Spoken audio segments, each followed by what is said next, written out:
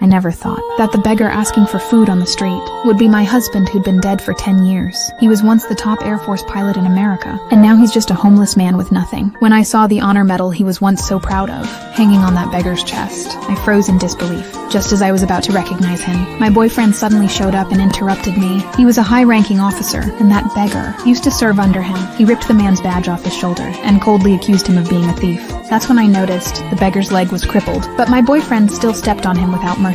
Watching that scene, my heart ached for reasons I couldn't explain. What I didn't know was, 10 years ago, my husband was sent on that deadly mission because his superior wanted me, and that superior was now my boyfriend. That night, the beggar broke into my house. I was terrified and pointed a gun at him, but he calmly said he was my husband Tom. Then he pulled a silk scarf from his pocket. When I saw our token of love, all the memories flooded back. Just then, my boyfriend's voice came from outside. Tom ran away immediately. I panicked, thinking he was disappearing again. So I told my boyfriend I wanted him to help me find Tom, but when he heard Tom was still alive, his face darkened. The next day, he returned the medal to Tom, brought his military file, and reinstated him in the army. I naively thought this was redemption, but I didn't know. It was just another trap. When Tom rejoined the unit, his old comrades recognized him right away. The moment they reunited, I felt their bond, and finally learned the truth from 10 years ago.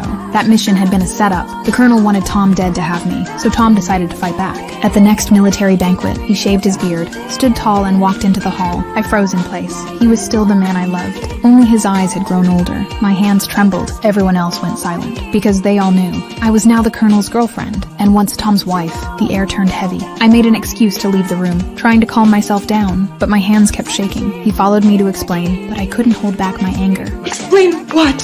That you use me and dump me and then disappear for 10 years? It's a little late for explanations. It's not like that. Get out of here.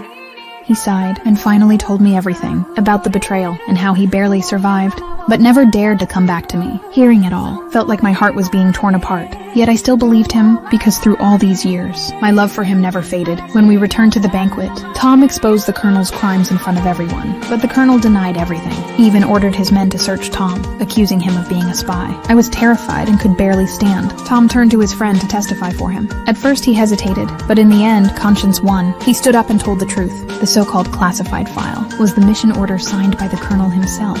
Everything was revealed. The colonel was taken away for investigation. Tom stepped forward, tore the medal from his chest, and said softly, "You don't deserve this honor." 10 years of pain finally ended. My husband was back by my side. We said nothing, because we both knew our love never died even after 10 long years.